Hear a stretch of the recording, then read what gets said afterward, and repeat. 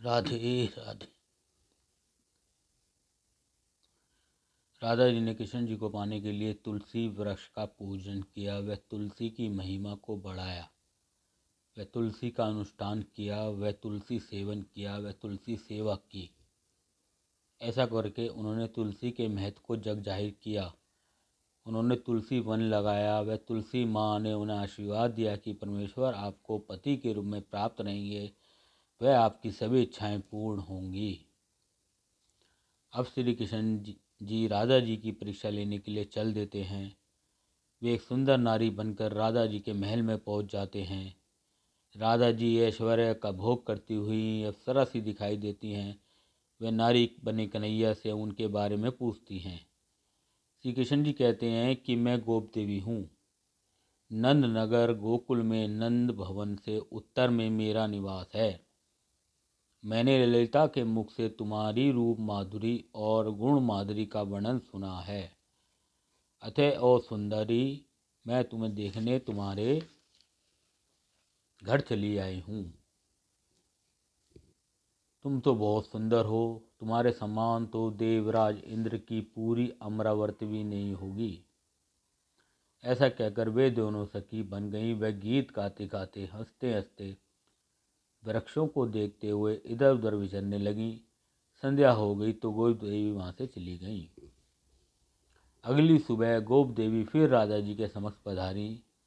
वह अनमने मन से चुपचाप बैठ गईं।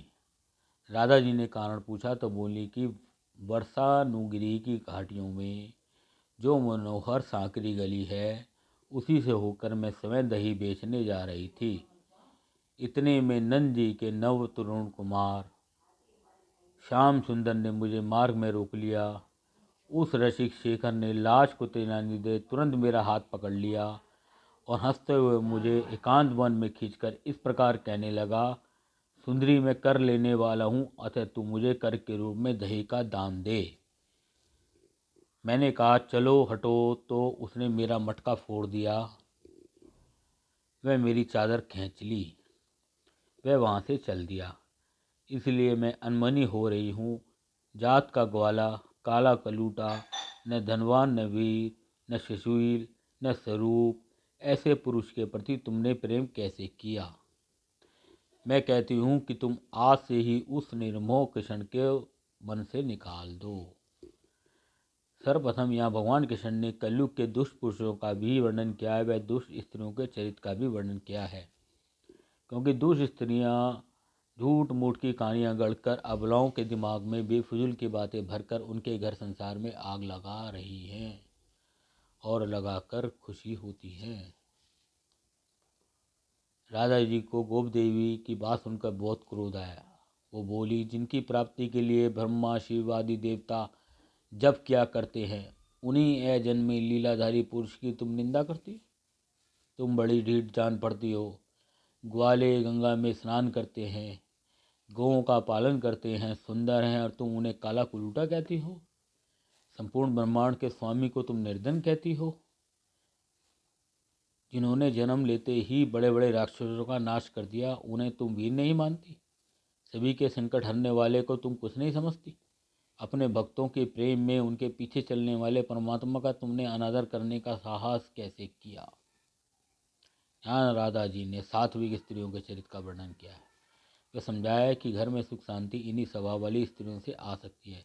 वह बताया कि गरीब व सज्जनों का इस युग की शातिर स्त्रियां उपहास करेंगी।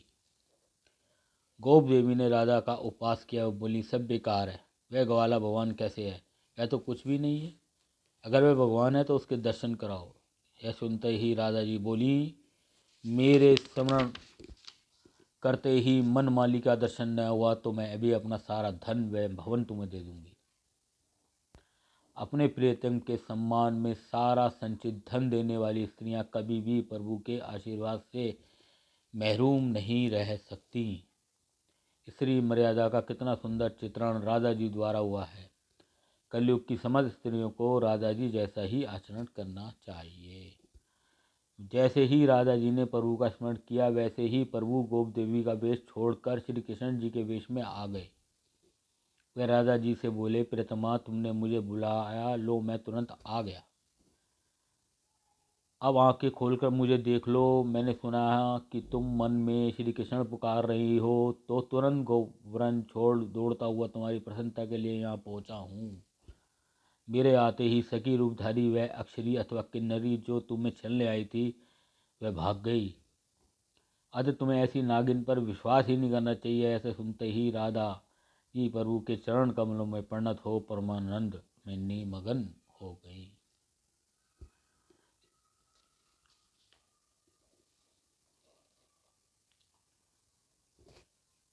राधा जी का प्रेम देखो। अपने प्रियतम के लिए सब कुछ दान देने वाली, उन्हीं के सुख में सुख होने वाली स्त्री श्री राधा जी थी।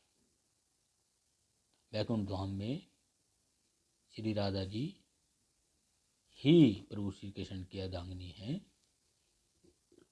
इसके पश्चात माधव मास में माधवी लताओं से व्याप्त वृंदावन में रामेश्वर माधव ने श्री राधा जी के साथ रास विहार किया।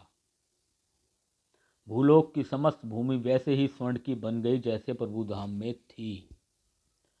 बहुत सी गोपियों ने वैसे ही संध्या आदि सजाई जैसे वे प्रभु धाम में करती थीं। सारा वातावरण प्रभु धाम जैसा बन गया। वह राधा जी की इच्छा अनुसार प्रभु ने संपूर्ण गोलोक धाम को ही वृंदावन में उतार दिया था।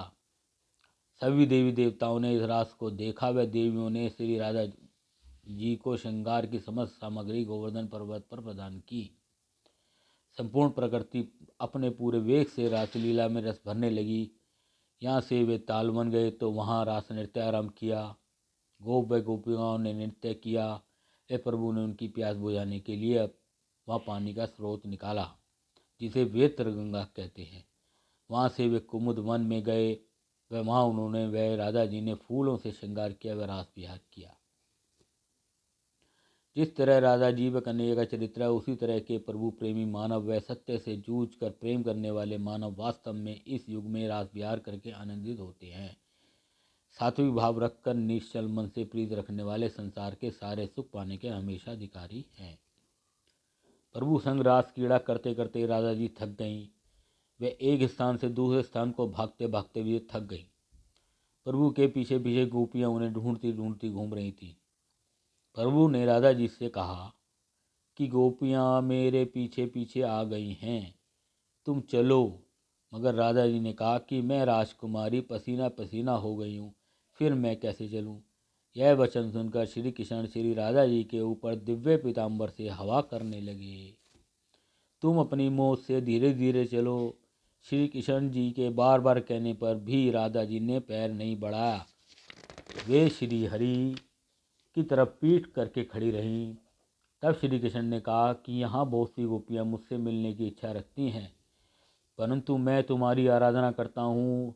तुम्हें जो प्रिय है वही करता हूँ।